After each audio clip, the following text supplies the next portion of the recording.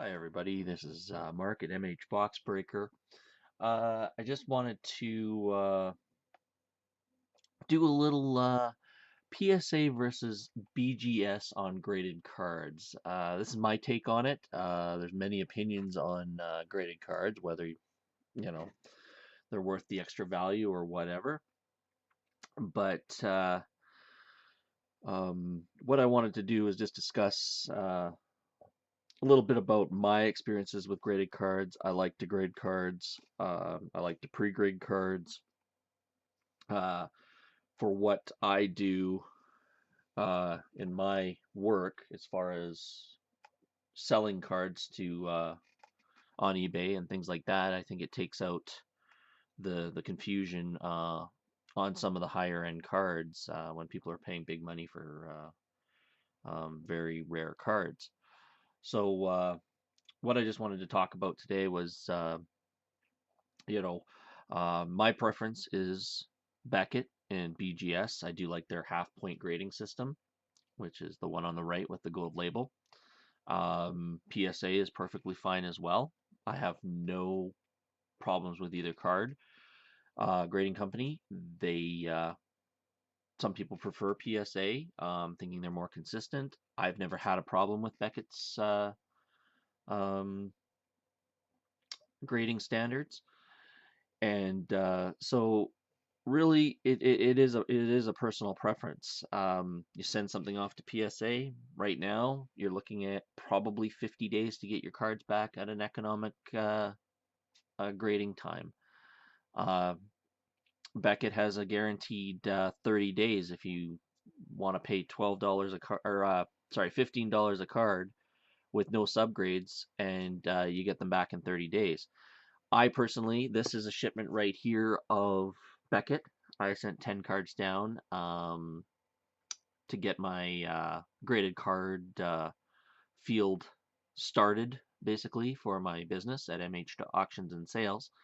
The description will be in the comments below, or in the description below. I will be putting a link up for that as I do sell many different types of cards that you will see on the channel. Now,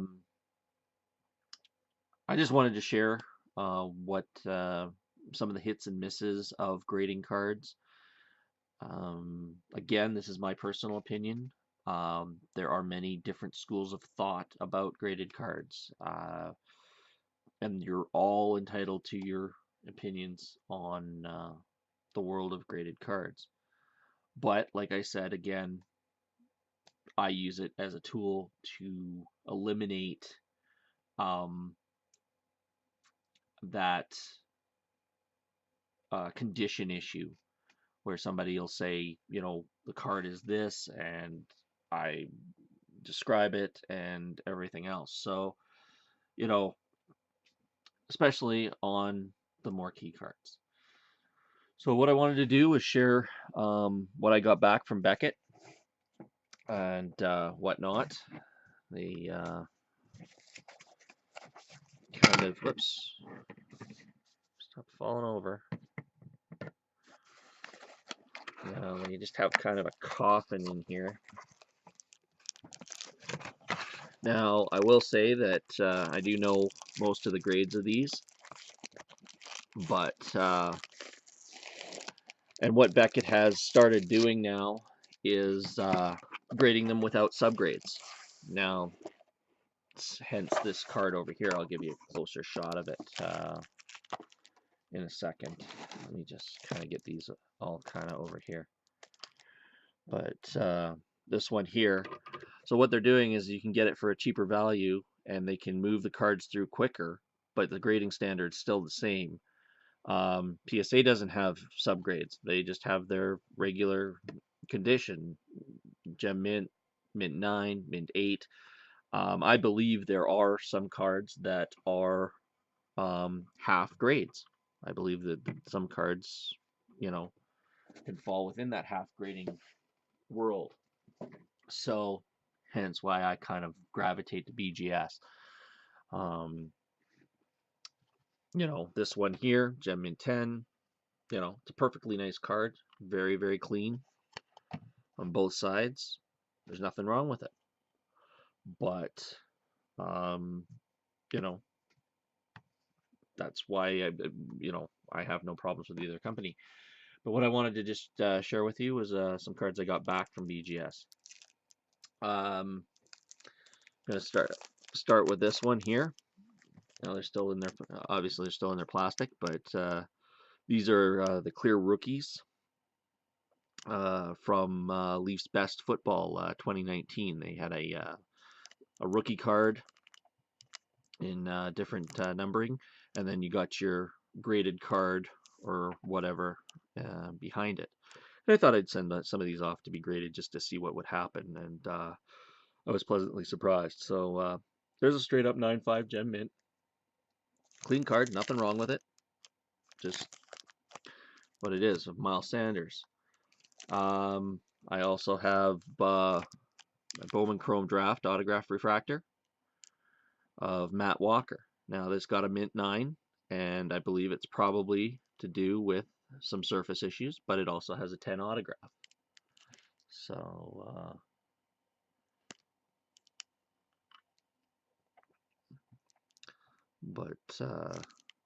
very, very nice card there. Here's another one, 150, Tyler Cannon, first Bowman, blue refractor, mint 9 as well.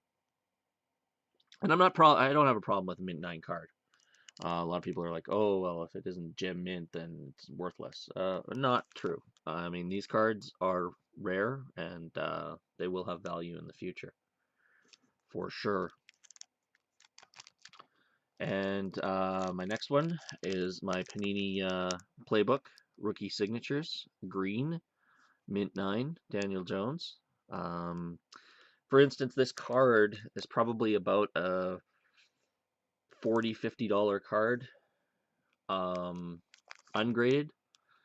It is numbered to 25, and now it's closer to a $100 card. So, you know, I have increased its value just by having it graded and locking in its grade for the time. And somebody in a collection down the road would like to have that, I'm sure. Now, let me just see what else I've got here. Now, some of these, this is just some of their, they also do comic books. They took over the CBCS comics and whatnot. And you can also get cases and stuff. So it's just some of the propaganda. Now, I'm going to show you some ones that I kind of rushed and took a bit of a hit on. I am guessing the surface had issues and the centering had issues, but I was not aware of them, and I thought they were better cards than what they were. So I took in, this was only about a $5 card anyhow, but Panini Prism Draft Picks, Pink Pulsar. So of RJ Barrett, and I got a near mint. Now that basically devalues the card. So this card is basically pretty much $5. Now, if he turns into a super, super great player down the road, it may be worth a little bit more. But this is where the subgrades kind of would help me understand why I got such a low grade on it. There may be something to do with the surface or centering or a combination of things. I did not see them. So I'll have to go over this card and see what I can discern from that. This is another card that I had issues with. The Bo Bichette, Bowman Draft, first Bowman, near mint plus. So again, I thought I'd done a very thorough job of looking at the card and seeing what issues might have arose with it, but I'm a little bit confounded by it and not sure why it got such a low grade. So I'll have to do some homework on this and figure it out. And maybe I'll shoot a video and explain why it got such a low grade. But it's got to be either centering or surface or something. But anyhow, and it can even happen to me. I've been grading cards for a long time, and what I think is a solid card, and sometimes it just doesn't turn out that way, and you have to kind of scratch your head sometimes. But there's obviously a reason that you didn't see that they saw. Here is another one, 2019 Bowman Chrome Draft, Gold Refractor, Nizam Nunez, 11 of 50, Mint 9. Most of these Mint 9s have to do with the surface of the card. The Chrome cards are notorious for scratches, and you can look them over and think that you've got every scratch that you have, but if they find something that you or they grade it to be worse than you thought it was going to be, then you'll end up with a lower grade. But Mint 9, I'm not disappointed with that. It's a really rare card, so it'll do well. It's probably 100 and a half. And in base, it's probably $50. So, it doubled its value. Now this one I was really, I'll share this one last because these ones are a couple of more gem mint ones that I got back from the Leafs Best of Football. 4 of 10.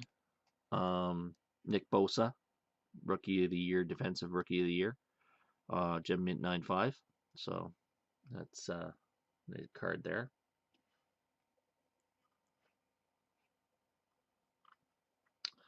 As well as the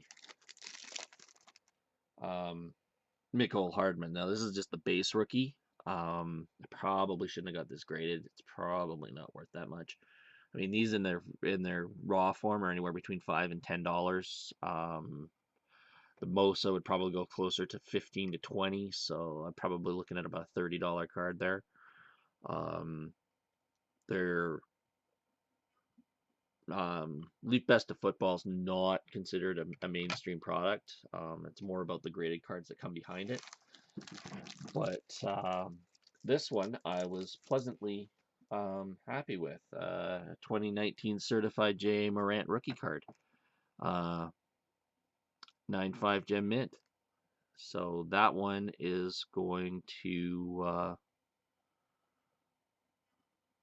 really pop this up in value. I think I got this for like $15 or something at a card show, and now it's probably easily 50, closer to $100.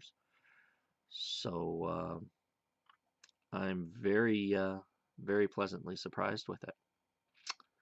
So ultimately, my take on grading cards. I do it because of what I like. When I'm selling cards, it takes the argument out of the equation. I don't have to argue with people. Here's a couple more I have. I have Connor McDavid rookie, Gem Mint 9.5. Now here's one with subgrades. 9.5 corner or centering, 9.5 edges, 9 corners, and surface 10. Well, some people would consider this a lesser card because it had 9 corners, right? But overall, the card is a strong card. Whereas this one is a PSA 1, Gem Mint 10, and very clean card. In some ways, if I'd resubmit this, which I would never do because that's just crazy. Because if you're wrong, you submitted it to Beckett, could come back at 10, 10 pristine, which is their second highest mark, other than a black label 10, which is 10 across the board. So what Beckett does is they take the lowest grade. So say you got a 9 and the rest were 9, 5, 10s, then your card would be bumped up half a grade to a 9.5 gem mint because they don't the other grades outweigh the one lower grade. But it's rare that they would go a full grade above. Like it would have to be amazing. So if you had 8 corners and everything else was 9.5 or 9s, a 9 and a 9.5, the highest that card could get is a 9. So you know, unless it was if you had 4 corner, everything was 10s, and you had say 8.5 corners, then they might bump it up to a 9 5 gem mint, which would be a full grade higher than the lowest grade, which was 8.5, because it would go 8.5, 9, 9.5. So you would have 8.5, or no, 8.5 up to 9, 9.5. Yeah, so it would be a 9.5 gem mint if everything else was 10s and you had an 8.5 corners or something to that effect. But that's very, very rare. Usually it's only about a half grade bump on any one card. Anyhow, not to drag this out anymore, I just wanted to share that a little bit with you, share some of the cards I got back from back at grading. I do have some other cards down there right now, some higher end cards, and a group of lower end cards that I put in submission for 30 days so I could get the absolute cheapest grading that is under the guarantee. So again, pick your grading service. Either one is great. There is also SGC. They are also reparable, but again, Beckett and PSA are the two go-tos primarily. But there's pros and cons to each company, and I just like the turnaround times and the service I get with Beckett, where PSA is so popular and they have so much backlog. I think I heard a rumor right now that they're about 100,000 cards behind, and you're looking at about 50 days, 50 to 60 days to get your cards back. So that's almost 2.5 months. And I just don't see sitting there waiting for 2.5 months to get my cards back. It's not for the what I do for my business. I need to have a little quicker turnaround. So anyhow, thank you very much for watching. That's my take on it. Leave some comments down on the bottom of the leave some comments in this video. Please like and subscribe if you want to talk more about cards, or if you have any questions. I'd be more than happy to answer them for you. Some of these cards will be up for sale at my site, MH Auctions and Sales, and again, I will include a link to that site. The debate continues. There are many people in both camps. So thanks again, and I look forward to hearing from you or chatting with you, and look forward to having you join the channel as well, so that we can build a community and maybe get into some giveaways and have some fun chatting about cards. Thank you very much. Bye for now.